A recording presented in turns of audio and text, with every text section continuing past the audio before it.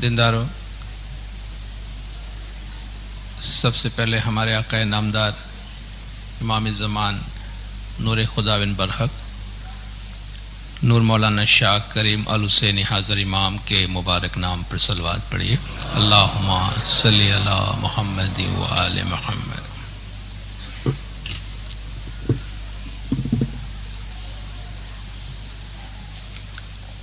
دینداروں،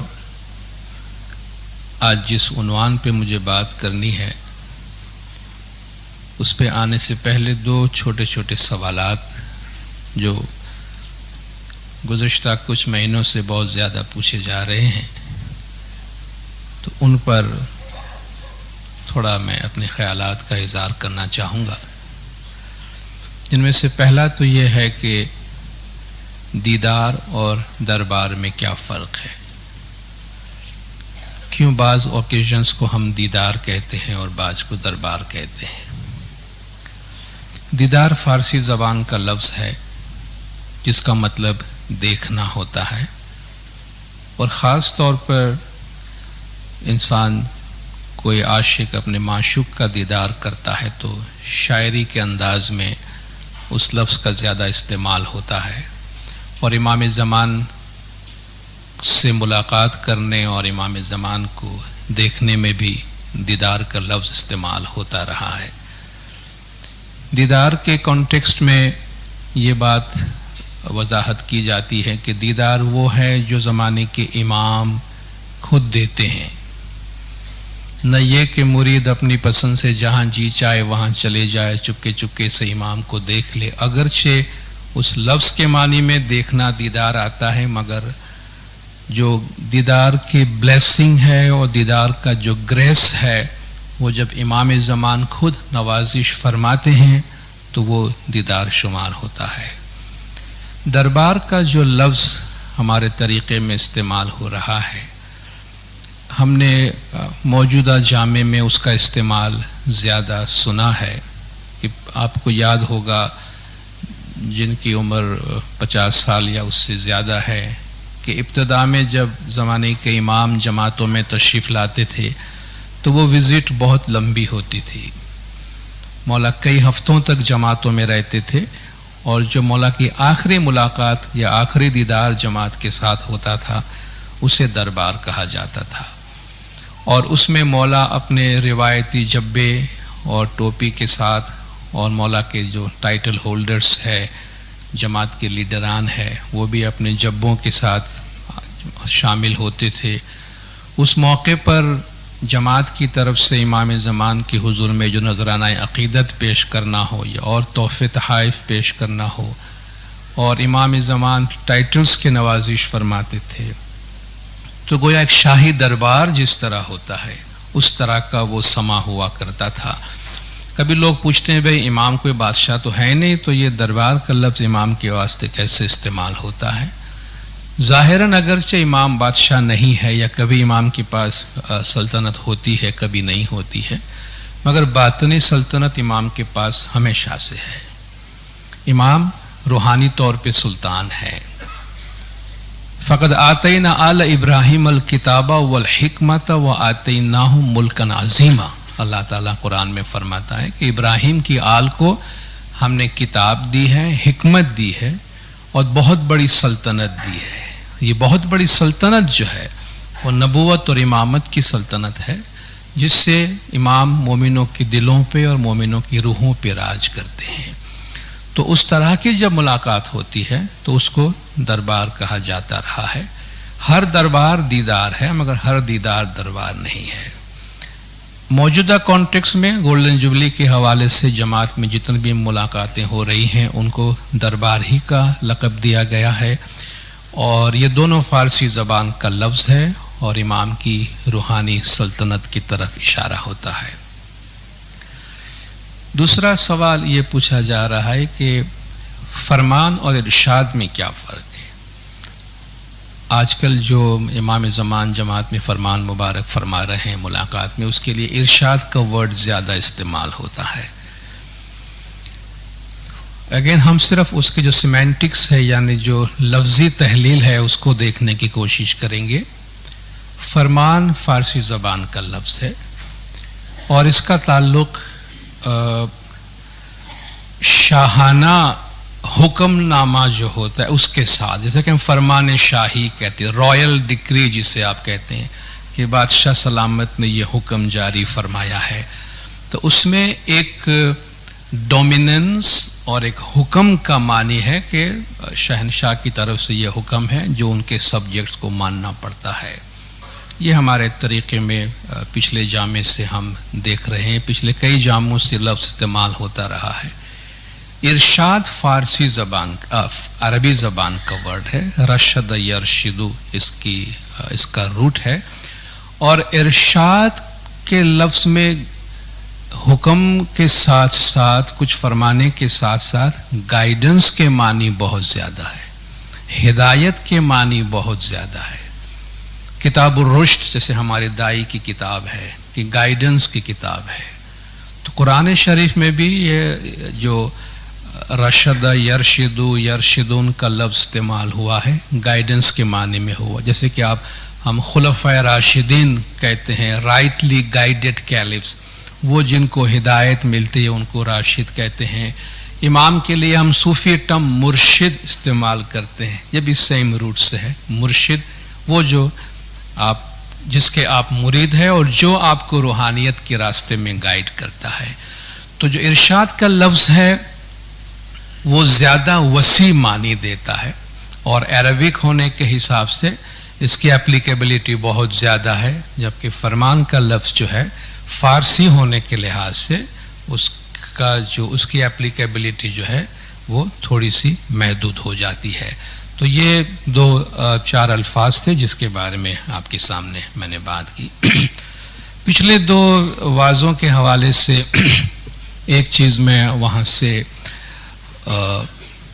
ایک نقطہ لیتے ہوئے ہم آگے چلیں گے کہ مولانا حاضر امام صلوات اللہ علیہ کے جو فرامین آپ جماعت میں پڑھے گئے، ان میں آپ نے ہمارے مذہب کو سمجھنے اور مذہب کی پریکٹس کے بارے میں ایک بات آپ نے فرمان میں سنی کہ امام نے فرمایا کہ سیکنڈری کریکولم جب جماعت میں دیا جائے گا اس کے ساتھ ساتھ جو کتابیں جماعتوں میں آئیں گی، مولا نے فرمایا اس میں کہ اس سے ہماری جماعت کو بہت زیادہ خوشی حاصل ہوگی، کیونکہ اس میں آپ کو سیکھنے جاننے کے لیے بہت کچھ ہے۔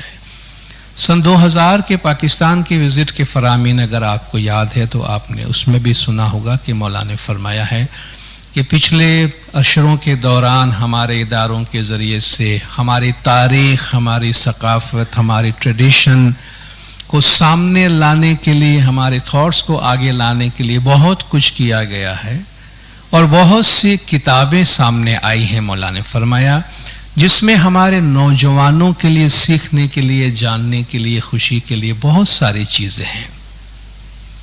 مولا فرماتے ان کو پڑھنے سے آپ کو پتہ چلے گا ماضی میں ہمارے دائیوں نے، ہمارے اماموں نے، ہماری کمیونٹی نے مختلف پرابلمز کو کس طریقے سے فیس کیا ہے، اور جو ایشوز پیدا ہوئے ان کو کس طریقے سے انہوں نے ایڈریس کیا ہے۔ ایک بات جو آپ سب محسوس کرتے ہیں، اور خاص طور پر ہم دنیا کے اس علاقے میں محسوس کرتے ہیں کہ جہاں پریڈومیننٹلی ہم سنی اہل سنت والجماعت کے انوائرمنٹ میں رہتے ہیں، اور جس کا اعتراف کرنے میں کوئی حرج نہیں ہے کہ ابھی بھی ہماری جماعت اپنے طریقے کو آرٹیکولیٹ کرنے کے بارے میں، یعنی دوسروں کے سامنے ہمارے طریقے کی بہت ہی واضح الفاظ میں وضاحت کرنے میں اپنے آپ میں انکمفرٹیبل محسوس کر رہی ہے، ڈسکمفرٹ محسوس کر رہی ہے، تھوڑا سا اپنے دل میں وہ ہیزیٹنٹ ہے، ایسا لگتا ہے یا ہم جب کھل کے سامنے آئیں گے یا بہت سے لوگ ہم سے پوچھیں گے تو ہم یہ فلان چیزوں کی وضاحت کس طرح کریں گے۔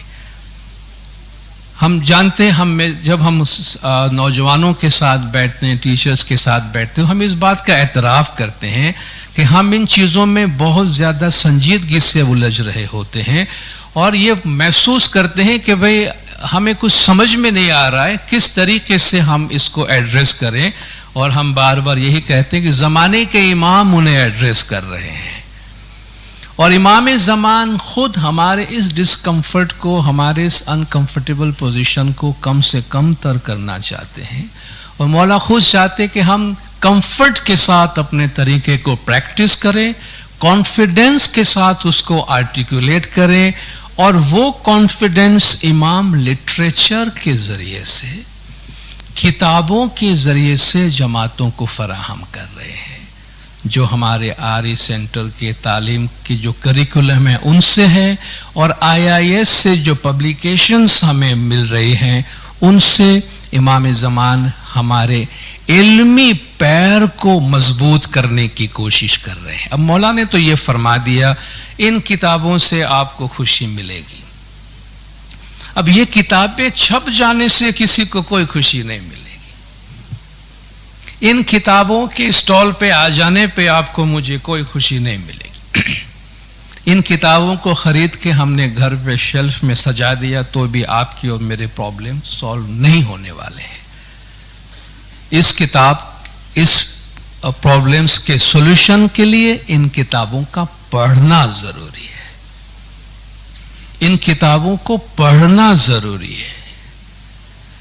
بہت مہنگی سے مہنگی دوائیاں گھر میں لا کے رکھ لینے سے صحت اچھی نہیں ہو جاتی ہے, بیماریاں دور نہیں ہو جاتی ہے, دوائیاں لینی پڑتی ہے. مہنگے سے مہنگا ایکسرسائز کا مشین گھر میں رکھنے سے, یا گھر میں بہت ہی مہنگا اور اسٹیٹ آف آرٹ جم بنا لینے سے صحت اچھی نہیں ہو جاتی. لیونگ اسٹائل اچھا بن جاتا ہوگا, امپریشن پڑتا ہوگا لوگوں پہ, مگر اس سے ہماری ہیلتھ پہ کوئی اثر نہیں پڑتا ہے. ہیلتھ پہ اثر تب پڑے گا جب ہم اس کو استعمال کریں. پھر بھلے ایک بہت ہی معمولی قیمت والے ٹریڈ مشین پہ بھی اگر آپ چلیں گے تو بھی صحت اچھی رہے گی, اس سے کوئی فرق نہیں پڑتا کہ مشین کتنی مہنگی ہے. مقصد ہے یوز کرنا. امام زمان ہزاروں کتابیں جماعتوں میں دے دے, لیکن اگر ہماری جماعت میں ریڈنگ ہیبٹ نہیں ہے, اگر ہم ہمیشہ کامرشل مینٹلٹی کی جماعت رہے کہ جس میں دانشور, جس میں انٹلیکچوئلز کی فقدان رہے, تو یہ جو ہم کہتے ہیں انٹلیکچوئل ٹریڈیشن, صدیوں سے ہم دانشور ٹریڈیشن کے طور پہ چل رہے ہیں, وہ ہمارے پاس کیسے آئے گا؟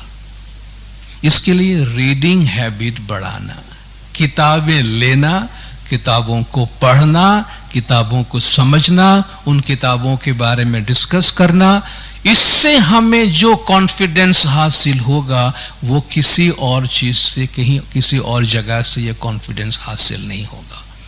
اس لیے تھوڑی بہت ریڈنگ ہیبٹ جو ہے وہ ہمارے اندر ضرور ہونی چاہیے.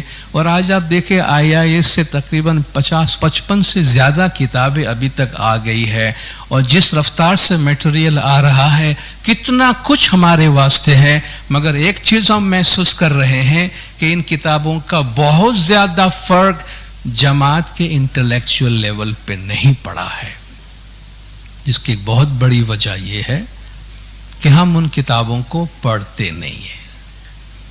کچھ لوگ کہتے ہیں بھئی یہ کتابیں بہت مشکل ہے پڑھنے کے لیے. فائن, ہو سکتا ہے, ساری کتابیں مشکل نہیں ہیں.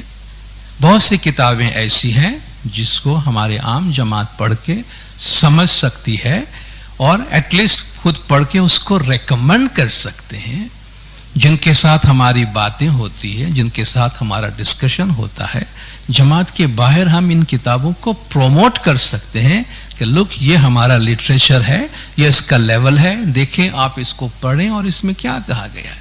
اور کتابیں پڑھنے کے واسطے شاید جن کو کتاب پڑھنے کی عادت نہیں ہے وہ شاید بہت ڈرتے ہیں اس سے کہ اس کے لیے کوئی ماسٹر پلان بنانا پڑتا ہے کہ بھئی مجھے کتاب پڑھنا ہے, میں کیا کروں, آپ ایک میٹنگ بلاتے اور مجھے سمجھا, مجھے ایڈوائز کرو, یار یہ کتاب مجھے پڑھنی ہے, مجھے کس طریقے سے کرنا ہے. اس کا کوئی پروجیکٹ نہیں ہے, کوئی ماسٹر پلان نہیں کرنا پڑتا ہے. آسان سے آسان طریقہ ہے, کتاب لیجئے اور ہینڈی رکھیے. کتاب لے کے میں نے بہت سنبھال کے رکھا ہے گھر کے اندر, مجھے ٹائم ملے گا تو پڑھوں گا. بہت سنبھال کے رکھیں گے تو کبھی بھی نہیں پڑھ سکیں گے.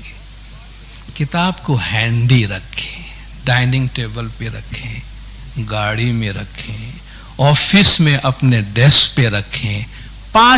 चलिए शुरू कीजिए डेली 5 मिनट तो निकाल सकेंगे। 5 मिनट्स, जस्ट रीड 1 पेज। मेरे ख्याल से 5 मिनट में 1 सफा पढ़ा जा सकता है। अगर वो ज्यादा है, चलो 1 पेज से शुरू करते हैं। अगर 1 पेज से शुरू करेंगे, हम साल में 2 किताबें पूरी कर सकते हैं। मामूली बात नहीं है। मगर हैंडी रखें, नाश्ते पर बैठे हैं, खाने पर बैठे हैं, इजीली वहां बैठे बैठे हम कुछ पैराग्राफ पढ़ सकते हैं। गाड़ी में बैठे किसी का इंतजार करते हैं, हम किताब उठा के पढ़ सकते हैं। ऑफिस में 10 मिनट का ब्रेक लेकर किताब पढ़ सकते हैं। जो लोग ट्रैवलर्स हैं वो बहुत इस लिहाज से खुशकिस्मत है कि आपके पास बहुत टाइम है। एयरपोर्ट पे कहीं कहीं घंटों बैठना पड़ता है, फ्लाइट में आपको घंटों बैठना पड़ता है। एक विजिट में पूरी किताब खत्म कर सकते हैं। तो इसको इस तरीके से किया जाता है। 15 मिनट्स अ डे अगर आप पढ़ें तो साल में 4 दरमियान साइज की किताबें पढ़ ले सकते हैं। तो ये कोई परेशान करने वाली, घबराने वाली बात नहीं है कि भाई ये किताब पढ़ने का बोले ये तो कैसे हो सकता है। बहुत आसान है। और बहुत सी किताबें IAS से भी छप रही है जिनकी लैंग्वेज भी आसान है, और अपनी जबानों में भी किताबें आ रही है। अगर आप कोई और जबान पढ़ते हैं, कुछ किताबें आपको उर्दू में मिल रही है, कुछ गुजराती में मिल रही है, तो माशाल्लाह इमाम ज़मान की तरफ से, इदारों की तरफ से हमें बहुत कुछ इस हवाले से दिया जा रहा है।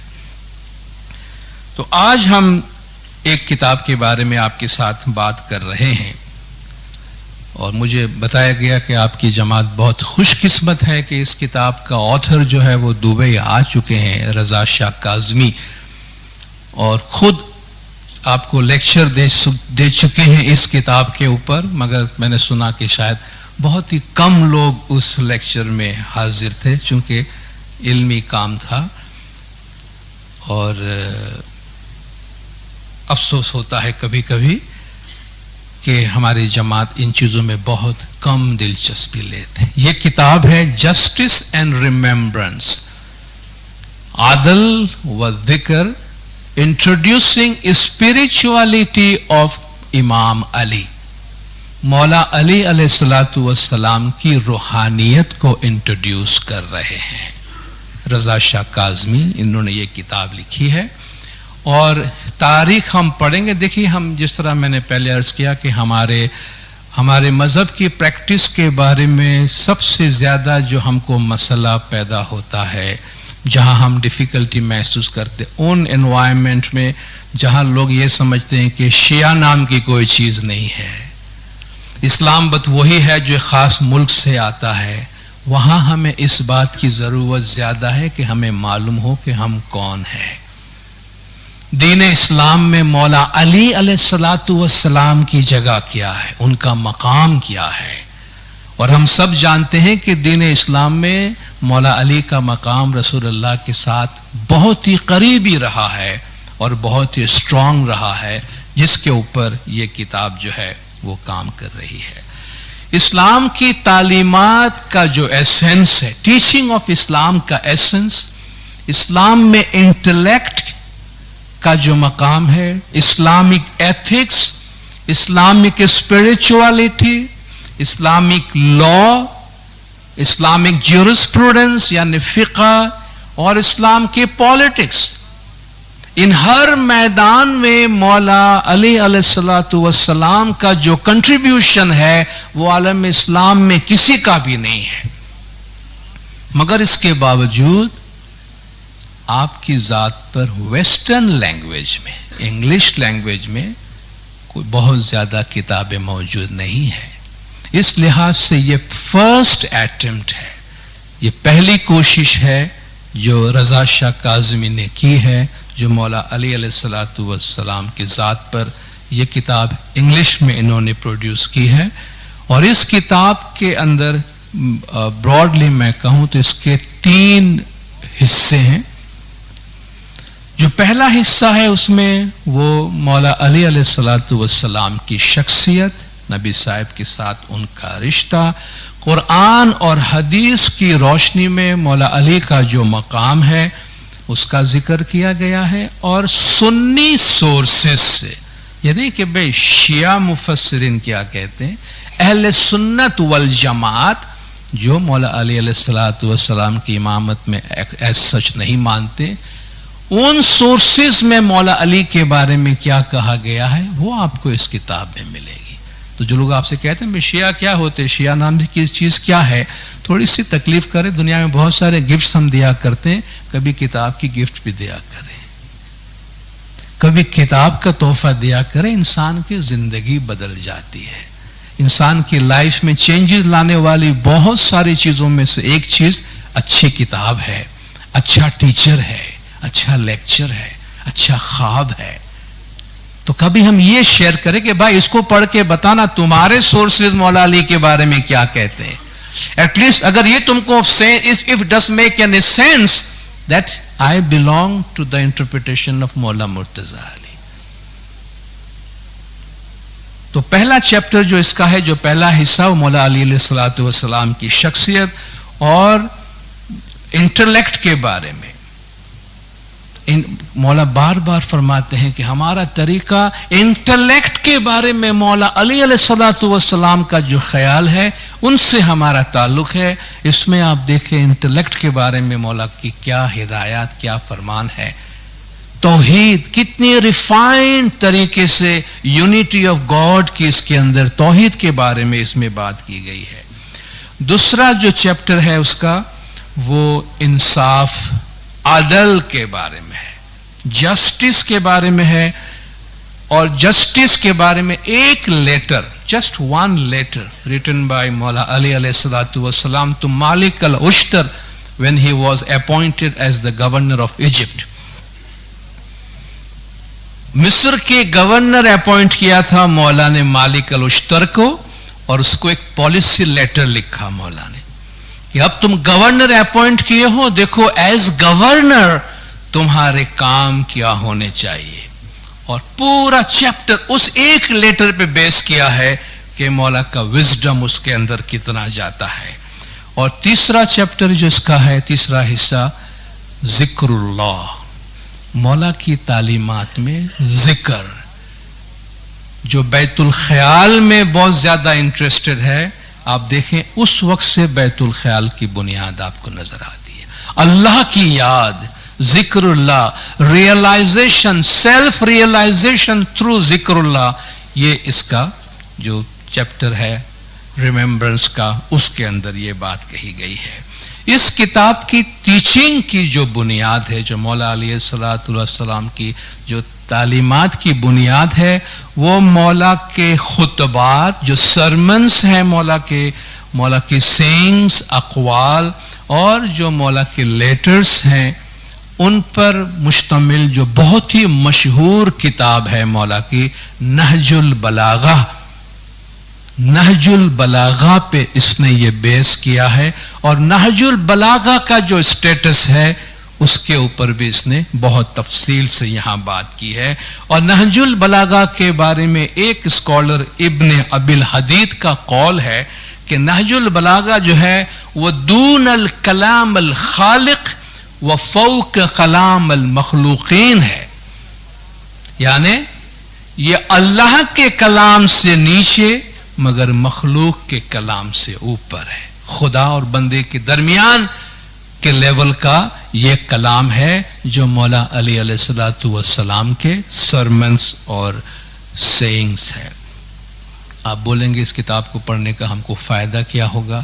اس کتاب کو پڑھنے کا فائدہ سب سے بڑا یہ ہوگا کہ دین اسلام میں جو شیعہ ٹریڈیشن کی بنیاد ہے، آج آپ دیکھیں مولا نے یہاں ہمارا جماعت خانہ بنایا ہے تو کس ٹریڈیشن پہ، کس ہسٹری پہ، کس پر اس کی بنیاد رکھی ہے؟ ہمارے طریقے کی۔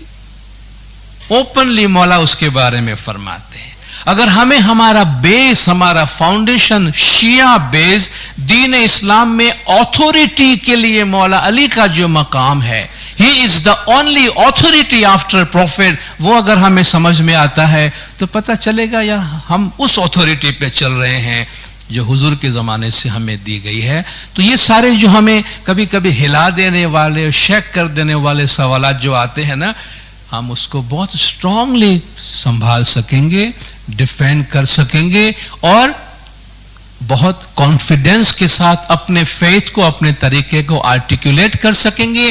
اور جو انٹرسٹڈ ہیں ان کے ساتھ شیئر کریں. اور آپ یاد رکھیے انٹلیکچوئل لوگ اپریشیٹ کریں گے کہ واہ کتنی اچھی چیز ہے جو آپ نے ہمارے ساتھ شیئر کی ہے. تو اس کتاب کو پڑھنے سے ایک یہ فائدہ ہے. اور دوسرا میں یہ بھی عرض کروں گا کہ اس کتاب میں جو تعلیمات ہے، ہماری جماعت میں جو بھی رسپانسبل پوزیشن میں ہے، خاص طور پر ہم چھوٹی بڑے رسپانسبل پوزیشن لیڈرشپ میں یا اپنے کام کاج میں، کوئی 2 آدمی کے پر حکمرانی کرتا ہے، کوئی ہزاروں پہ کرتا ہے، تھوڑی بہت اتھارٹی سب یوز کرتا ہے، ان سب کے لیے یہ ایک ٹیکسٹ بک ہونا چاہیے. میں بہت ہی ہمبلی، بہت ہی ہیوملٹی کے ساتھ یہ ریکمینڈ کرتا ہوں کہ یہ کتاب، پوری کتاب، or at least the chapter on justice should be a textbook for the leaders of the Jamaat.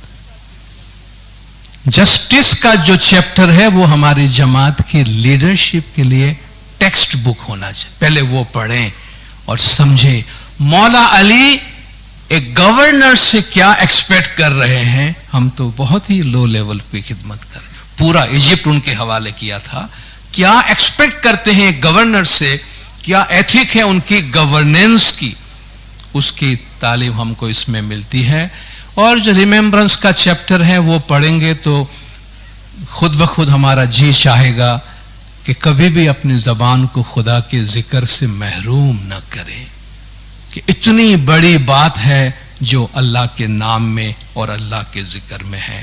مولا علی علیہ الصلوۃ والسلام اپنے جو بلاغت ہے ریٹورک کے اندر اور جو ریدمک پروز میں کہتے مولا خطاب فرماتے تھے کہ مولا جب سرمنز کرتے تھے اگرچہ وہ نثر میں بات ہوتی تھی مگر ایسا لگ رہا تھا کہ نظم بول رہے ہیں. اس میں اتنی سج کہتے ہیں جس کو عربک میں کہ ریدمک پروز بھی ہے، اس میں اتنا ریدم پایا جاتا ہے. اس کے لیے مولا بہت زیادہ مشہور تھے. وہ کہتے ہیں کربلا کے ٹریجڈی کے بعد جب بی بی زینب جو امام حسین علیہ الصلوۃ والسلام کی بہن تھی اور مولا مرتضی علی کی بیٹی تھی، ان کو عبید اللہ بن زیاد کے دربار میں کوفہ میں لایا گیا. تو وہاں انہوں نے ڈیفائنٹلی پور زور اور پور جوش طریقے سے ایک تقریر کی ہے جس میں مذمت کی ہے انہوں نے حکومت کی، یزید کی حکومت کی، ابن زیاد کی حکومت کی، کہ تم نے ظلم کیا اہل بیت پر. وہ اتنی شاندار تقریر تھی کہ تقریر ختم ہونے کے بعد عبید اللہ بن زیاد جو گورنر ہے، دشمن ہے مولا کے گھر کا، اور اس کو مذمت کرتے ہوئے تقریر کی گئی. اس کے بعد بھی وہ کہتا ہے کہ بالکل اپنے والد کی طرح تقریر کرتی ہے، کہ بالکل اپنے والد صاحب کی طرح مسجع ریٹورک اور ریدمک پروز کے اندر تقریر کرتی ہے. کہ یہ بھی اس بات کا ثبوت ہے کہ مولا علی علیہ الصلوۃ والسلام کی جو تقریریں تھیں اور سرمنز تھے وہ کتنے پاورفل تھے اور اس میں کتنا علم تھا. مولا علی علیہ السلام کے علمی مقام کے بارے میں اس میں بات کی گئی ہے اور بہت ساری احادیث جو ہیں وہ اس میں موجود ہے، جو سب تو ہم کوٹ نہیں کریں گے.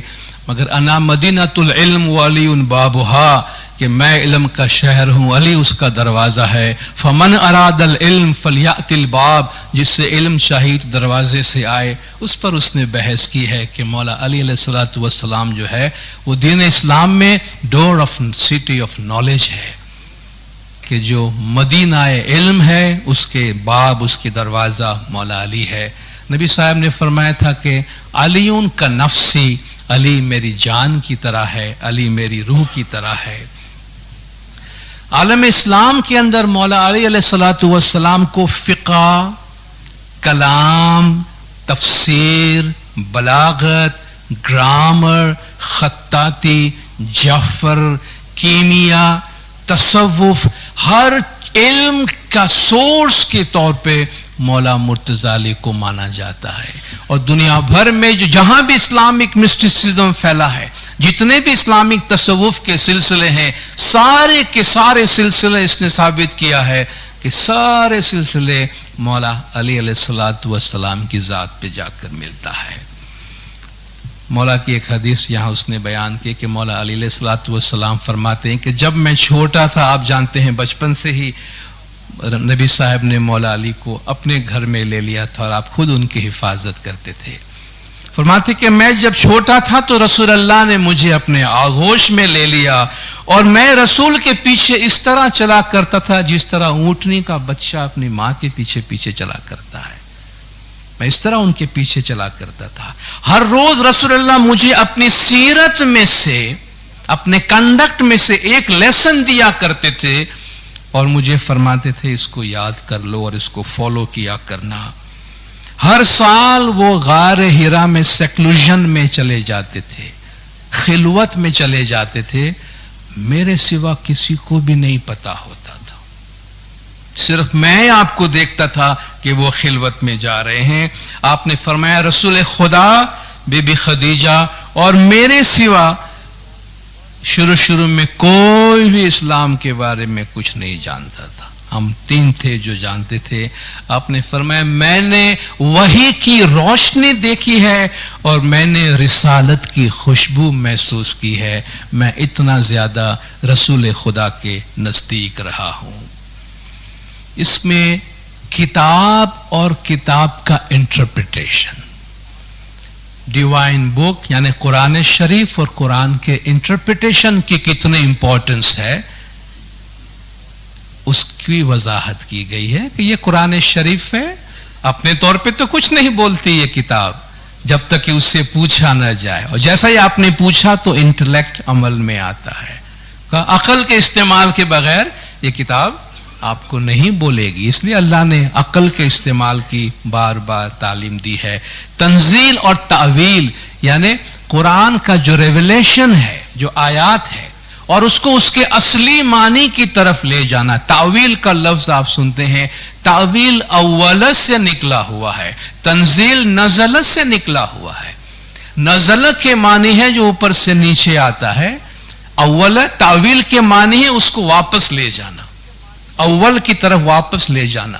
تو ڈیوائن مائنڈ میں ہم ایک خیال کریں کہ خدا نے کوئی بات کہنا چاہی ہے مگر نیچے کے لیول پہ وہ بات کسی کو سمجھ میں آئے گی نہیں، چونکہ انسان ہے تو اس کو نازل کیا جاتا ہے ڈائلوٹ فارم میں، اور بہت ہی مثالوں کے ذریعے سے وہ چیز انسان کو کمیونیکیٹ کی جاتی ہے تو وہ تنزیل بن جاتی ہے. ایک سمجھنے والا جب اس تنزیل کو لے کے واپس اس ڈیوائن انٹینشن کی طرف لے جاتا ہے، اس کو تعویل کہتے ہیں کہ ایکچولی خدا کیا چاہتا تھا. مثلا ہم اپنے بچوں کو اسکول بھیجنا چاہتے ہیں، یہ ہمارے دماغ میں، ماں باپ کے ذہنوں میں ایک بہت بڑا آئیڈیا ہوتا ہے کہ ہمارا بچہ we want our children to be well educated. مگر چھوٹے چھوٹے بچے کو اسکول داخل کرتے وقت آپ اس کو یہ نہیں سمجھا سکتے I want to be well educated. اس کو کیا پتا ایجوکیشن کیا ہوتا ہے؟ تو آپ اسے کھلونے کے ذریعے سے، کھیل کے ذریعے سے، لالچ کے ذریعے سے، ڈسپلن کے ذریعے سے آپ اس کو اسکول میں پش کرتے ہیں کہ بچہ اسکول مس نہ کرے. یہ تنزیل ہے. وہ جو آئیڈیا ہے کہ میرا بچہ پڑھ کے اس لیول پہ جائے، میں بہت ہی روڈیمنٹلی دنیاوی طب کی مثال دے رہا ہوں. یہ خیال جب بچوں کو کمیونیکیٹ کرتے ہیں تو کتنا ڈائلیوٹ اور کتنا ڈیفرنٹ فارم میں، جیسے ایک سویٹ آپ نے پکڑا دیا، اب وہ سویٹ پکڑانا بچے کو اور آپ کے دماغ میں یہ خیال کہ آپ کا بچہ ایجوکیٹڈ بنے، اس میں کتنا فرق ہے، زمین آسمان کا فرق ہے. یہ فرق تنزیل اور تعویل میں ہے.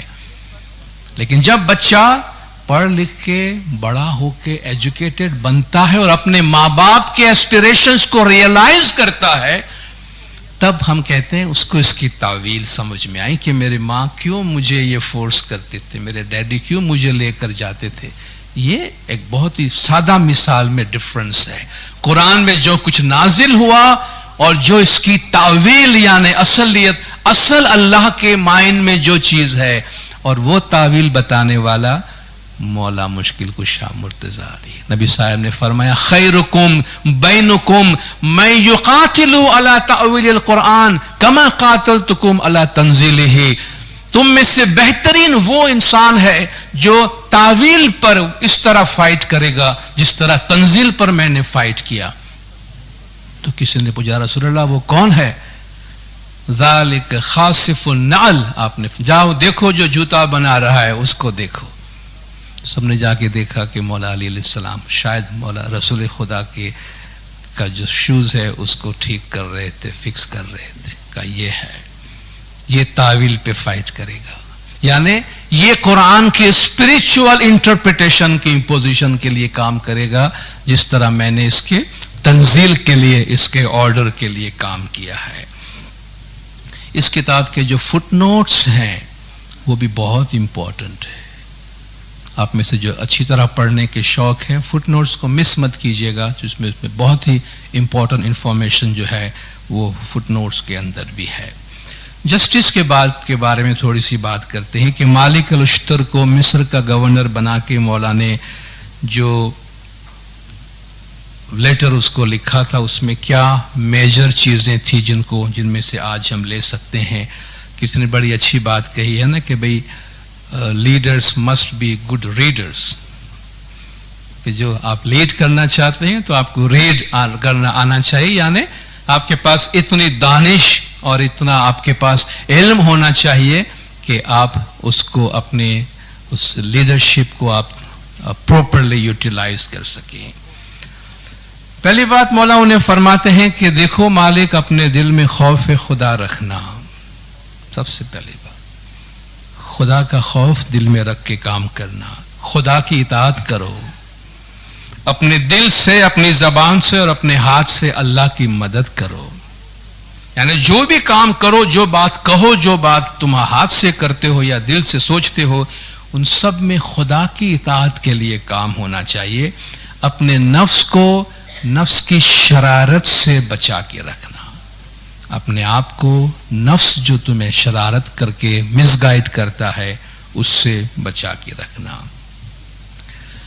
دوسری بات امام نے فرمایا کہ جیسا تم اپنی رعایا کے واسطے بولو گے ویسا وہ تمہارے واسطے بولیں گے. Don't take them for granted. تم ان کے لیے الٹی سیدھی بات کرو گے تو اور یہ نہیں سمجھنا وہ تمہارے واسطے اچھی بات کریں گے. تو کسی کے بارے میں کوئی بات کرنے سے پہلے خیال رکھنا کہ قدرت اسی طریقے سے ہم کو اس کو رپلائی کرتا ہے. تم جیسی باتیں اپنی رعایا کے بارے میں کرو گے ویسا وہ تمہارے بارے میں کریں گے. تمہاری سب سے بڑی دولت اچھے اعمال کی دولت ہونی چاہیے. Good conduct should be your wealth.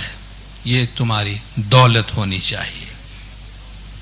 لوگوں کے دل میں، لوگوں کے لیے اپنے دل میں رحم پیدا کرو، شفقت پیدا کرو، محبت رکھو. ان پر شکاری حیوان کی طرح نہیں بیٹھو. تم کو ہم نے گورنر بنایا، شکاری نہیں بنایا ہے. تمہارے سبجیکٹ کے اوپر، رعایا کے اوپر ان پہ جھپٹنے کے واسطے تم کو نہیں ہم نے اپوائنٹ کیا ہے. شفقت سے ماں باپ کی طرح تم کو اپوائنٹ کیا ہے. تمہارے سامنے دو قسم کے لوگ ہوں گے مولا نے فرمایا. یا تو وہ ہوں گے جو تمہارے دین بھائی ہیں یعنی مسلمان ہیں، یا دوسرے وہ ہوں گے جو تمہارے جیسے انسان ہوں گے. دونوں کیسز میں تم کو حق نہیں ہے کہ تم ان پر کسی بھی طرح کا سختی کرو. ان کے ساتھ اچھے برتاؤ کے ساتھ پیش آنا. ان میں بھی غلطیاں ہوں گی جیسی غلطیاں تمہارے اندر ہوتی ہے. ان کی غلطیوں کو معاف کر دو، ان کی خطاؤں کو معاف کر دینا، اور ان کو اس طرح معاف کرنا کہ جس طرح تمہاری امید ہوتی ہے کہ تمہاری غلطیوں کو بھی معاف کر دیا جائے. تو جس طرح تم چاہتے ہو کہ تم کو معاف کر دیا جائے اس طرح اپنی رعایا کو معاف کرتے رکھنا. اور یہ یاد رکھنا کہ اگر ہم نے تم کو اس پہ اپوائنٹ کیا ہے تو تمہارے اوپر اللہ کی ذات موجود ہے. تو یہ مت سمجھنا کہ تم ایبسولوٹ انڈیپینڈنٹ ہو. تم ان پر ہو مگر اللہ تم پر ہے. وہ تمہارے اوپر نگران ہے اور تم کو دیکھ رہا ہے. سزا دینے میں خوش نہ ہونا. کبھی کبھی پنشمنٹ دینی پڑتی ہے، اسٹیٹ ہے، ڈسپلن کرنی پڑتی ہے، مگر کسی کو بھی سزا دے کر خوش نہ ہونا کہ تم نے اچھا کام کیا، جو کہ یہ کوئی کسی کو تکلیف پہنچی تو یہ اچھی بات نہیں ہے۔ بدلہ لینے میں جلدی نہیں کرنا، پاور ہوتا ہے تو بدلہ لینے کا شوق جلدی ہوتا ہے۔ ایسا مت کہنا کہ میرے پاس اختیار ہے اور میرے پاس پاور ہے تو مجھے فالو کرو، I have the authority۔ اس طرح کرپشن آتا ہے، مولا نے فرمایا اس طرح کرپشن پیدا ہوتا ہے اور اللہ ظالم کا سر نیچا کر دیتا ہے۔ تو ظلم سے اطاعت نہیں کرنا ورنہ اللہ تمہارا سر نیچا کرے گا۔ خاص لوگوں کے بجائے عام لوگوں کی طرف توجہ دینا۔ نارملی ہماری عادت ہوتی ہے ہم کی اچھی پوزیشن میں آ جائے تو اپنا ایک گروپ بن جاتا ہے، ہمارے خوش آمدیوں کا گروپ بن جاتا ہے، ہماری بری چیزوں کی بھی اتنی تعریف کرتے رہتے ہیں، ہم سمجھتے کہ یار ہم فرشتہ بن گئے زمین پہ، پتہ نہیں کہ یہ زہر پلا کے مار رہے ہیں ہم کو۔ او کیا زبردست کام کیا، کچھ بھی نہیں کیا ہوگا تو بھی تعریف کے پل باندھیں گے، کیونکہ فائدے مل رہے ہیں نا، پاورفل لوگوں کے آس پاس بیٹھے نا، انفلوئنشل لوگوں کے آس پاس بیٹھے۔ مولا فرماتے ہیں خاص لوگوں کو اپنے پاس بٹھانے کے بجائے عام لوگوں کی طرف، پبلک کی طرف، جیسے ہم کہ جماعت کی طرف توجہ دینا۔ کبھی کبھی ہم بھی کوئی with all due respect معذرت کے ساتھ کوئی پوزیشن آ جاتی ہے، یار keep a distance from the جماعت، ان کو بہت لفٹ نہیں کروانے کا، اپنے کو جماعت کو بہت لفٹ کرائیں گے یہ چھوڑیں گے نہیں پھر اپنے کو، keep them at arm's length، ان کو دور رکھنا۔ اس لیے مولا نہیں اپوائنٹ کرتے keep them at arm's length، سیوا کرنے کے لیے، خدمت کے لیے۔ خاص لوگوں کو اپنے پاس بٹھا کے مزے نہیں کرو، عام لوگوں کی طرف توجہ دو۔ خاص لوگ جو ہیں وہ اچھے وقت میں تم پر بوجھ بن جائیں گے، تمہارے ریسورسز کھا جائیں گے سر، اور برے وقت میں تم کو چھوڑ کے بھاگ جائیں گے۔ جو عام لوگ ہیں وہ برے وقت میں تم کو کام آئیں گے، تمہارے جو پبلک ہے، جو جماعت ہے، وہ غلط ٹائم پہ، برے ٹائم پہ تم کو کام آئے گی۔ دوسروں کے عیب نکالنے والوں کو اپنے قریب مت آنے دینا، دوسروں کے عیب نکالنے والے کو اپنے سے دور رکھنا، چونکہ وہ تمہارے پاس دوسروں کا عیب نکالیں گے تو دوسرے کے پاس جا کے تمہارا نکالیں گے، چونکہ پروفیشن سیم ہے، ان کا کام یہی کرنے کا۔ ان کو دور رکھنا اپنے آپ سے۔ سب میں خامیاں ہیں، ان کو چھپاؤ۔ اللہ ستار ہے، اللہ کا ایک نام ہے ستار العیوب، ہی کنسیلز، وہ چھپاتا ہے the shortcomings of people، لوگوں میں جو خامیاں ہیں اللہ ستار ہے۔ اللہ کہتا ہے میں چھپاتا ہوں تو تم کون ہو کھولنے والے؟ دوسروں کے عیب کو چھپاؤ، جو پوشیدہ ہے اس کا انصاف اللہ کرے گا، جو ہیڈن ہے یہ خدا پہ چھوڑو، اس کا فیصلہ خدا کرے گا۔ دل کے معاملات کا دیکھنے کا تم کو کوئی حق نہیں ہے، وہ خدا کے حوالے کرو۔ سب کے ساتھ انصاف کرنا، عیب چھپاؤ تاکہ خدا لوگوں سے تمہارا عیب چھپائے۔ تم دوسروں کے عیب پہ پردہ ڈالو گے، خدا تمہارے عیب پہ پردہ ڈالے گا۔ غیبت کرنے والے کا یقین نہ کرنا، اگرچہ وہ تم کو اپنا بہت ہی دوست اور خیر خواہ نظر آتا ہو۔ یار یہ بندہ بہت اچھا ہے، مجھے سب کی رپورٹ پہنچاتا ہے آگے، یا میرا بہت کانفیڈنس کا والا بندہ ہے۔ یہ زہر پلانے والے لوگ ہیں، یہ دوسروں کی غیبت کرنے والے کہ ان کو کبھی یقین نہیں کرنا، ان کی باتیں نہیں ماننا۔ تم کو ایسا لگے گا کہ وہ بہت تمہارا ویل وشر ہے، تمہاری بہت فکر کرتا ہے، بٹ ڈونٹ ٹرسٹ دیم۔ کنجوس کو اپنا ایڈوائزر نہیں بنانا، کسی مائزر کو اپنا ایڈوائزر نہیں بنانا، کیونکہ وہ تم کو جنروسٹی سے روکے گا۔ جہاں فیاضی کرنی ہے اس سے وہ کنجوس تم کو ایڈوائز دے گا، کیوں پیسہ خرچ کرتے ہو اتنا زیادہ، اس کو اپنا ایڈوائزر نہیں بنانا۔ بزدل کو اپنا ایڈوائزر نہیں بنانا، وہ تم کو شجاعت سے روکے گا، وہ تمہارے دل میں ڈر پیدا کرے گا۔ سچ بولنے والوں کو اپنے قریب رکھنا، خواہ تم کو کتنا بھی کڑوا کیوں نہ لگے۔ یعنی تمہاری کوئی مسٹیک ہے تو تم کو آ کے بول دے کہ گورنر صاحب تم نے یہ کام غلط کیا ہے. تم کو بہت برا لگے گا, مجھے میں گورنر کو بولتا ہے میں نے غلط کیا, لیکن مولانا نے فرمایا ایسے لوگوں کو اپنے ساتھ رکھنا جو تم کو آ کے تمہارے منہ پہ بولے کہ you have done wrong, this was your mistake. تم کو کتنا بھی کڑوا لگے مگر وہ تم کو راہ راست پہ رکھیں گے. جو غلط کام میں تمہارا ساتھ نہ دے ایسے لوگوں کو اپنے ساتھ رکھنا, خواہ تم کو کتنا بھی مشکل لگے یہ کام. ایسے لوگوں کو اپنے ساتھ رکھنا جو غلط کام میں تم کو ساتھ نہ دے, تم کو روکے کہ یہ کام صحیح نہیں ہے, اس سے تم دور رہو. مخلص, سنسیئر اور متقی, پائس لوگوں کو اپنے ساتھ رکھنا اور ان کو ٹرین کرو. تم پائس لوگوں کو اور سنسیئر لوگوں کو اپنے ساتھ رکھنا اور ان کو ٹرین کرنا کہ تمہاری جھوٹی تعریف نہ کریں. واہ واہ کرنے والے تو گورنر کے آس پاس, لیڈرز کے آس پاس, جو بھی کیا تعریف کیے جاؤ. اب کبھی کبھی کچھ شاعر بھی اپنے ساتھ کچھ ایسے لوگ رکھ لیتے ہیں, کتنا بھدا شعر بھی کیوں نہ سنے, مقرر ارشاد, سمجھ میں آیا نہیں آیا, بس چونکہ اس کے آس پاس تعریف سے گھمنڈ پیدا ہوتا ہے. چونکہ تم نے کوئی کام نہیں کیا, اس میں بھی تمہاری واہ واہ ہو رہی ہے, تو واقعی بندہ سمجھتا ہے کہ میں نے کچھ کر دیا ہے, میں کسی جگہ پہ پہنچ گیا ہوں. اچھے اور برے لوگوں کو یکساں ٹریٹ نہیں کرنا.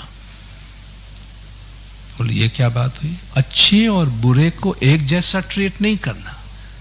یعنی جو پائس ہے, سنسیئر ہے, اور جو سنسیئر نہیں ہے ان کو, جیسے ہم پائس کو بھی اگر تم انسنسیئر کے جیسا ٹریٹ کرو گے, بولے یار یہاں تو اچھے آدمی کی قدر نہیں ہے, ٹھیک ہے.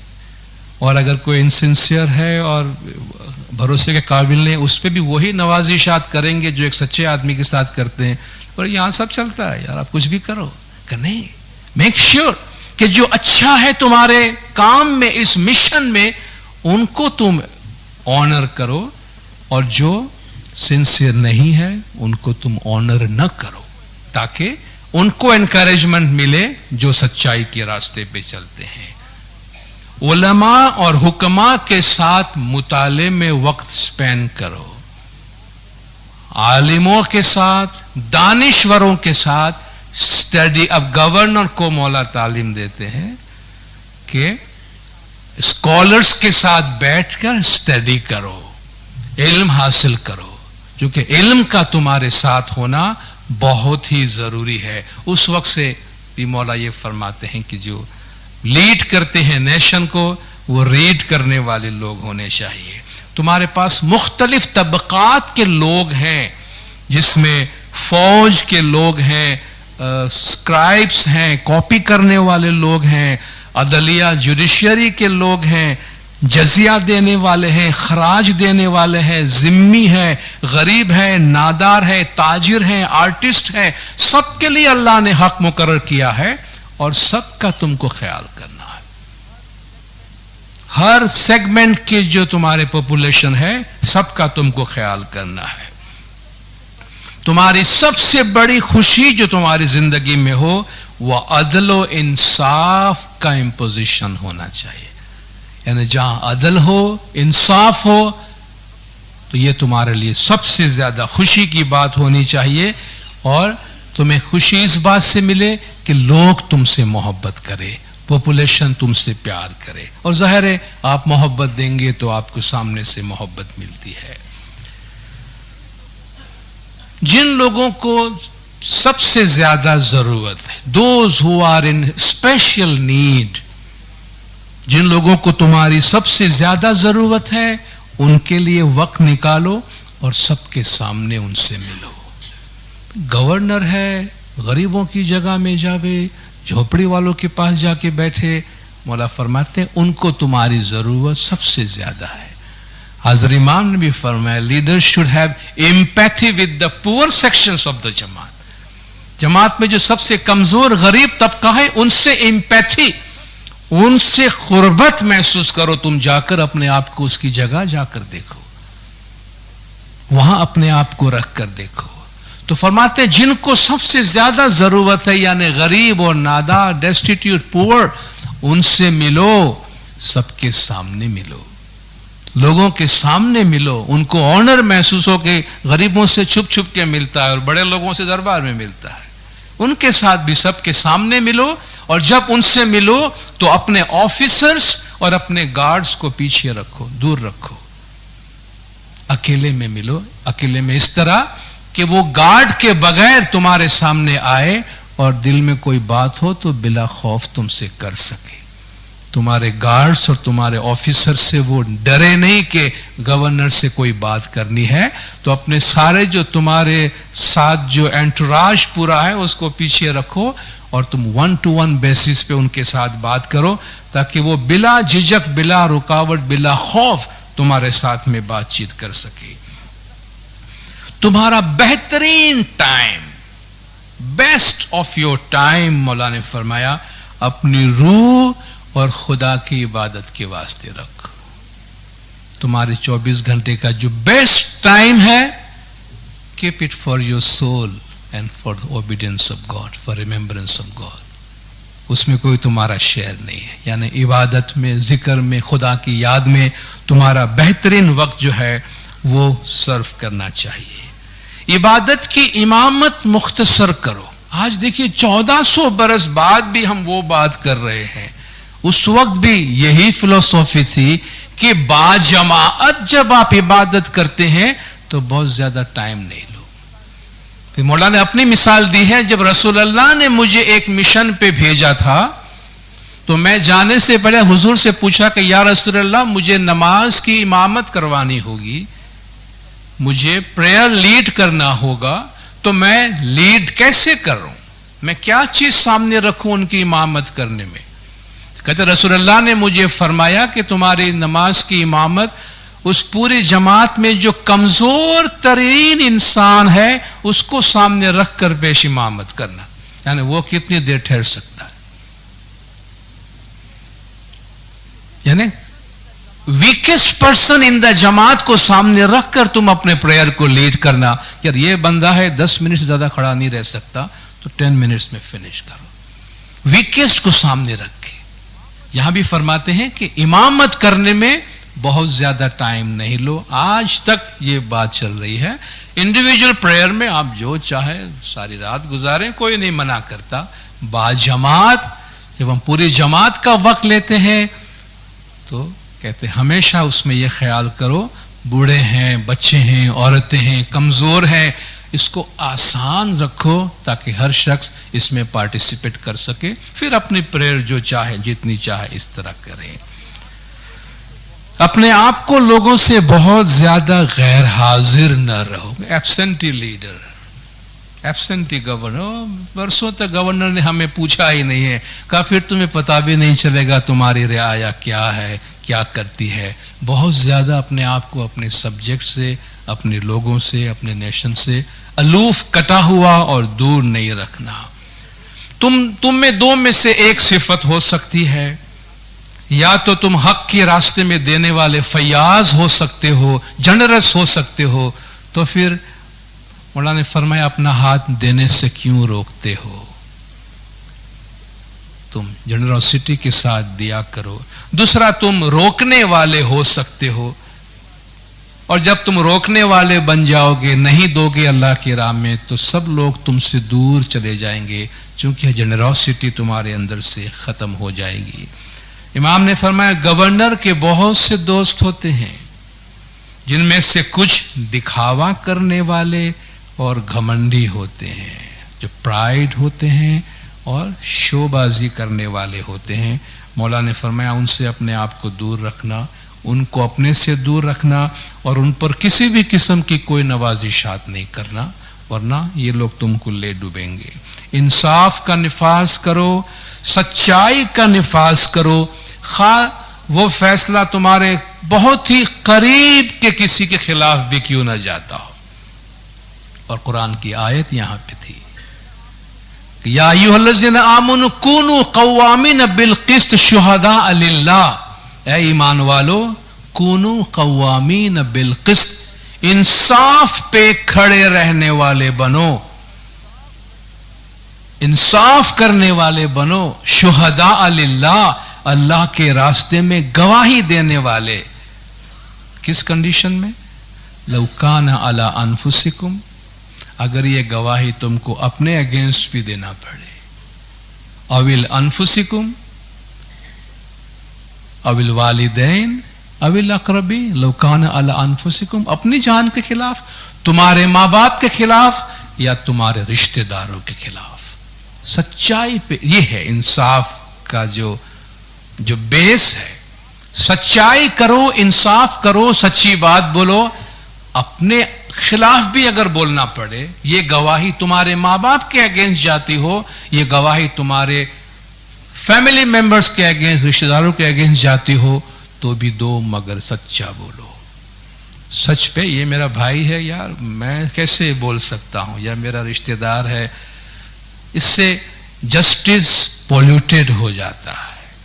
इसलिए मौला ने फरमाया इंसाफ का निफाज करो, अपने आप को बड़ाई से बचाओ, मुजम्मत में, कंडम करने में सख्ती से बचाओ, अपने हाथ की ताकत से बचाओ, और अपने जबान के गलत इस्तेमाल करने से अपने आप को बचाओ। ये कुछ मेजर जो एथिकल प्रिंसिपल्स मौला ने मालिक अल-उश्तर को दिए थे, इसकी पूरा एलिबरेशन है एक एक पॉइंट के इसके अंदर, और इजी इंग्लिश है। इंशाल्लाह आप इसको पढ़ के बहुत अच्छी तरह एंजॉय करेंगे कि आप देखिए कितनी पावरफुल है हमारी ट्रेडिशन, मौला अली अलैहिस्सलातु वस्सलाम की ट्रेडिशन, जिस पर हम कायम है।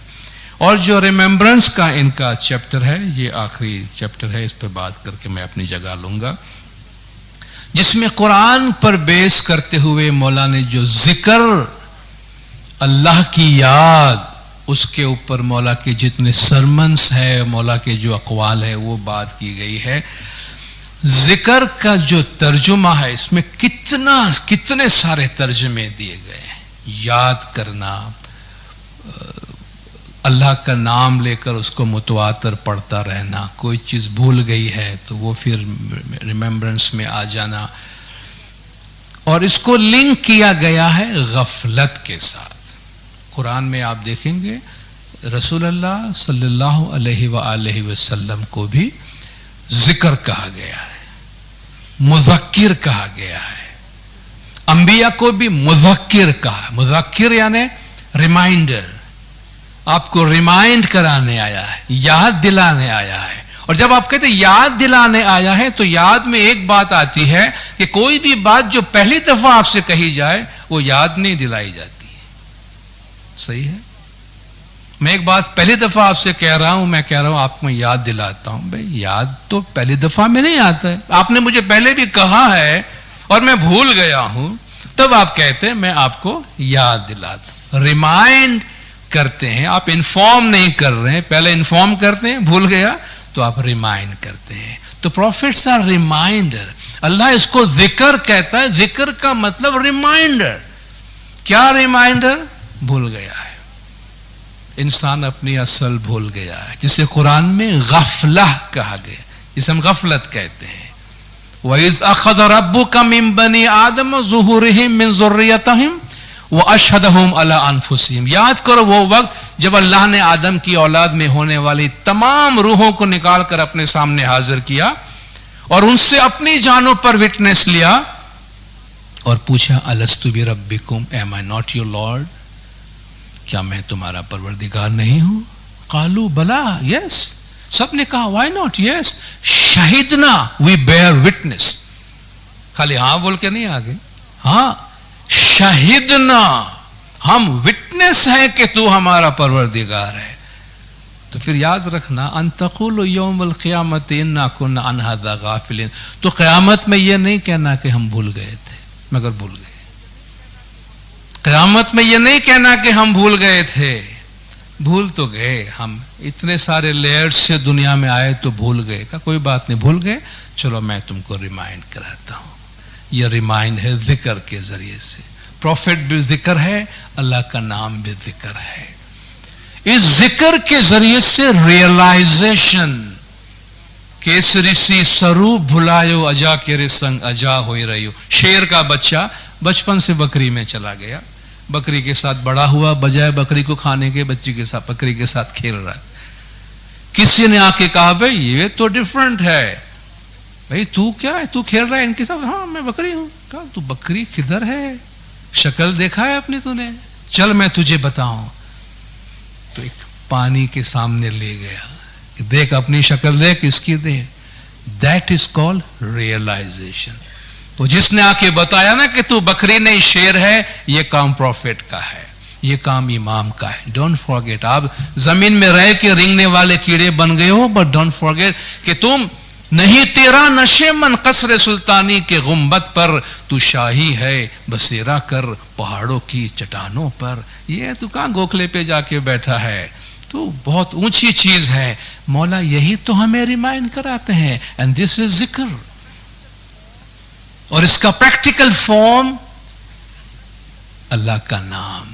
انگلش میں بھی آپ دیکھیں جو ورڈ یوز ہوتا ہے ریکاگنیشن. ریکاگنیشن آپ کہتے ہیں, ریکاگنیشن, ریکاگنائز تھا ہمارے دماغ میں, بھول گئے تھے, ریکاگنائز کر رہے ہیں ہم اس کو. ایکنالج, نالج میں تھا, بھول گئے تھے, اب اس کو ایکنالج کر رہے ہیں, پھر سے ہمارے نالج میں لا رہے ہیں. یہ کام ہے جو ذکر کے ذریعے سے ہوتا ہے, اور اس لیے اس کو قرآن میں غفلت کے ساتھ یوز کیا گیا ہے. وَاذْكُرْ رَبَّكَ فِي نَفْسِكَ تَضَرُّعًا وَخِيفَةً دُونَ الْجَهْرِ مِنَ الْقَوْلِ بِالْغُدُوِّ وَالْآصَالِ. وَاذْكُرْ رَبَّكَ, اپنے پروردگار کے نام کا ذکر کر, فی نفسک, اپنے دل میں, تضرعاً, عاجزی کرتے ہوئے, گریہ زاری کرتے ہوئے, خیفتاً, ڈرتے ہوئے, خاموشی سے, دون الجہر من القول, اپنی زبان کھولے بغیر. جو آج ہم بیت الخیال کی جس طرح پریکٹس کرتے ہیں, دل میں ذکر کرتے ہیں, زبان کا استعمال نہیں ہوتا. بالغدو والآصال, صبح اور شام. ولا تکم من الغافلین, اور غافلوں میں سے نہیں ہو جانا. جو ذکر نہیں کرتے ہیں وہ غافل ہے, جو ذکر کرتے ہیں وہ زندہ ہو جاتے ہیں. اور اللہ نے کتنی خوبصورتی سے یہ بات کہی ہے, فاذکرونی اذکرکم, فاذکرونی اذکرکم, تم میرا ذکر کرو میں تمہارا ذکر کروں گا, تم مجھے یاد کرو میں تمہیں یاد کروں گا. یہ انسان کا انسان سے یاد کرنا نہیں ہے. تم نے مجھے میسج کیا, میں نے تم کو میسج کیا, تم نے مجھے کال کیا, میں نے فون اٹھایا, بات کی. بندہ کہے یا اللہ, تو یہ بندہ نے یاد کیا, یہ ایک ڈفرنٹ بات ہے. بندہ کو اللہ کہے کہ اے میرے بچے, اے میرے مومن, اے میرے ذاکر, دیٹس اے ڈفرنٹ تھنگ. ہمارے کچھ کہنے سے کچھ نہیں بنے گا, مگر اللہ جب کچھ کہے تو وہ تو کریشن ہے, وہ تو کن کہے تو چیزیں ہو جاتی ہے. ہماری زبان پہ اللہ کا نام آنا اور اللہ کی زبان پہ ہمارا نام آنا, یہ زمین آسمان کا فرق ہے. فاذکرونی, تم مجھے یاد کرو میں تمہیں یاد کروں گا. جب اللہ بندے کو یاد کرتا ہے تو جسٹ امیجن کہ وہ بندہ کیا ہو جائے گا, وہ کیا ہو جائے گا کہ جسے اللہ یاد کرے اس کا لیول کیا ہوگا. وہ نور نور ہی نور بن جائے گا. بہترین عبادت رسول نے فرمایا ذکر اللہ, اللہ کا ذکر. اٹھتے بیٹھتے چلتے پھرتے, آج مولا فرماتے ہیں نا تسبیح نہیں بھولنا, اپنی تسبیح نہیں بھولنا, تسبیح ساتھ میں رکھو. اللہ فرماتا ہے وہ چل رہا ہے, اٹھ رہا ہے, بیٹھ رہا ہے, کھڑا ہے, اللہ کو یاد کر رہا ہے, اللہ کا ذکر کر رہا ہے. نبی صاحب کے پاس کوئی آیا, یا رسول اللہ اسلامی اعمال بہت سارے ہیں, میں سب پہ عمل نہیں کر سکتا, بہت ڈیفیکلٹ ہے, مجھے کوئی ایک آسان سا کام بتا دو, بس کوئی آسان سا کام کہ جس میں میرا دوسرا سب کام ہو جائے. آپ نے فرمایا اپنی زبان کو اللہ کے ذکر سے کبھی خالی مت رکھنا, اپنی زبان کو اللہ کے ذکر سے کبھی خالی نہیں رکھنا, ہمیشہ اللہ کا ذکر کرتے رہنا. سورہ نور کی جو آیت نور ہم پڑھتے ہیں نا, اللہ نور السماوات والارض, یہ آیت جہاں ختم ہوتی ہے پھر شروع ہوتا ہے اللہ کے گھر کے بارے میں جہاں وہ نور ہے. فی بیوتین, یہ نور ان گھروں میں ہے, اذن اللہ ان ترفع, جس کو بلند کرنے کا اللہ نے حکم دیا ہے.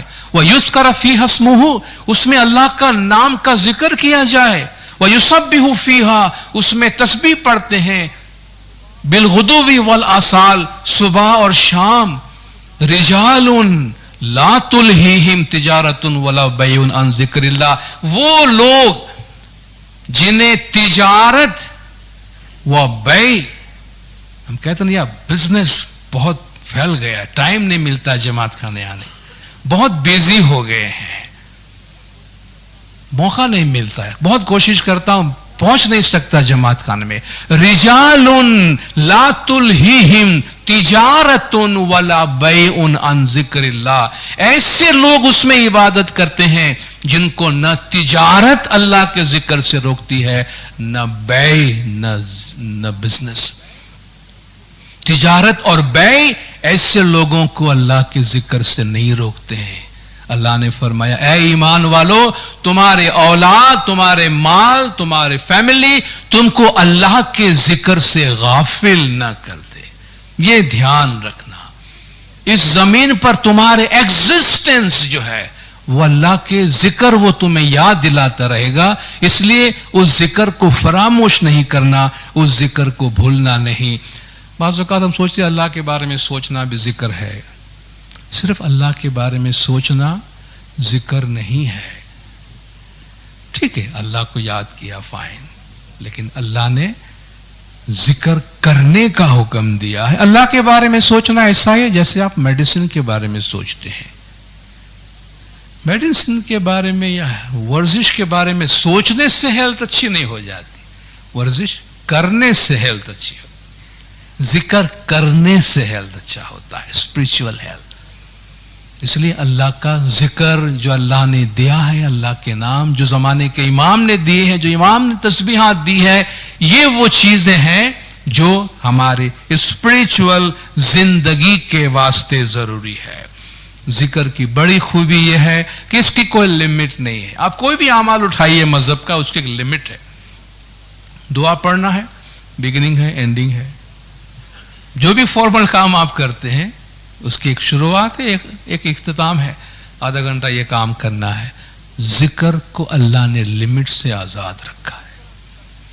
वस्कुरुल्लाह ज़िक्रन कसीरन, ये आखिरी आयत में आपके सामने कोट करके अपनी जगह लूंगा। कितनी खूबसूरत आयत है कि या अय्युहल्लज़ीना आमनू ज़्कुरुल्लाह ज़िक्रन कसीरन, ऐ ईमान वालो अल्लाह का खूब जिक्र करो। लोग बोलते कितनी तस्बीह पढ़े, कितनी दफा पढ़े, गिनती अल्लाह के जिक्र में गिनती होती है। ज़िक्रन कसीरन, खूब याद करो अल्लाह को जितना हो सके। वसब्बिहुहु बुक्रतन वसीला, सुबह शाम उसकी तस्बीह पढ़ा करो। फिर सेकंड आयत में हुवल्लज़ी युसल्ली अलैकुम व मलाइकतुहु, हम कहते हैं अल्लाह और उसके मलाइक रसूल पे सलवात भेजते हैं, ठीक है। यहां अल्लाह मोमिनों को कहता है हुवल्लज़ी, अल्लाह तुम पे सलवात भेजता है, तुम पे जिक्र करने वालों पे। हुवल्लज़ी युसल्ली अलैकुम मलाइकतुहु, अल्लाह और उसके फरिश्ते तुम पे सलवात पढ़ते हैं। लियुखरिजुकुम मिनज़्ज़ुलुमाति इलन नूर, ताकि तुमको अंधेरे से निकाल के लाइट की तरफ ले जाए, ताकि तुम्हें अंधेरों से निकाल के रोशनी की तरफ ले जाए। यह है जिक्र, यह है जिक्र की बरकत, यह है जिक्र का पावर। और उसकी तालीम मौला अली अलैहिस्सलातु वस्सलाम ने हमें दी है, और जमाने के इमाम हर दौर में उसको रीइंफोर्स करते रहे हैं। ये बहुत ही पावरफुल, बल्कि सबसे पावरफुल जरिया है हमारी रूह को स्ट्रांग रखने का, स्पिरिचुअल एलिवेशन का, स्पिरिचुअल एनलाइटनमेंट का, जिसकी मौला ने हमें दुआएं दी है कि तुम्हें रूहानी रोशनी हासिल हो। और ये रूहानी रोशनी जिक्र से, तस्बीह से हासिल होती है। और जो दिल की रोशनी है दीनदारों, वो बहुत सारे तरीकों से हासिल होती है। अच्छे अमाल से होती है, इबादत से होती है, और इल्म बड़ी सी बड़ी रोशनियों में से एक रोशनी है। तो इमाम ज़मान जब इल्म का रास्ता हमें बताते हैं, इल्म फराहम करते हैं, उसको सीखना اور اس سے اپنی عقل کو پاورفل بنانا ہمارا فرض ہے، ہماری عبادت بھی ہے، اور اس میں صراط مستقیم پر قائم رہتے ہوئے مضبوطی سے اپنے طریقے پر عمل کرنے کی ہمارے لیے ہدایت موجود ہے۔ آپ سب جماعت نے بہت خاموشی سے سنا۔ ہمارے اس شارٹ وزٹ کا آج کا یہ آخری واز ہے۔ اس موقع پر ہم نامدار کونسل، نامدار طریقہ بورڈ، یو اے کی تمام لیڈرشپ، مکی صاحب، کامڑے صاحب، مکھیانی صاحبہ، کامڑے صاحبہ، اور تمام جماعت کے کامڑے صاحبان کے، اور آپ جماعت کے شکر گزار ہیں کہ آپ کے سامنے ہمیں انہوں نے بولنے کا موقع دیا اور آپ جماعت نے خاموشی سے سنا، اور آپ جماعت کے پیار، محبت، شفقت، آپ کی گڈ وشز کا ہم دل سے قدر کرتے ہیں۔ آپ ہیں تو ہم ہیں، آپ کی وجہ سے ہم ہیں۔ آپ لوگوں کی دعاؤں کا، محبت کا ہماری زندگی میں بہت اہم مقام ہے، جس کی ہم دل سے قدر کرتے ہیں، اور آپ یقین کیجئے ہم کبھی آپ کو نہیں بتا سکیں گے کہ آپ لوگوں کی محبتوں کا ہماری زندگی میں کتنا بڑا عمل دخل ہے۔ خدا بن نور مولانا شاہ کریم الحسنی حاضر امام ہم سب کو صراط مستقیم پر قائم رکھے، مولا گل جماعت کے تمام گناہ معاف کرے، سب کی نیک امیدیں پوری کرے، آخری دم تک ایمان سلامت رکھے، سکھی سلامت اور آباد رکھے، دیدار نصیب کرے۔ صلوات پڑھے دلدار، اللہم صلی علی محمد خانہ بدان مولانا حاضر امام ایمان دیدار نصیب کرے۔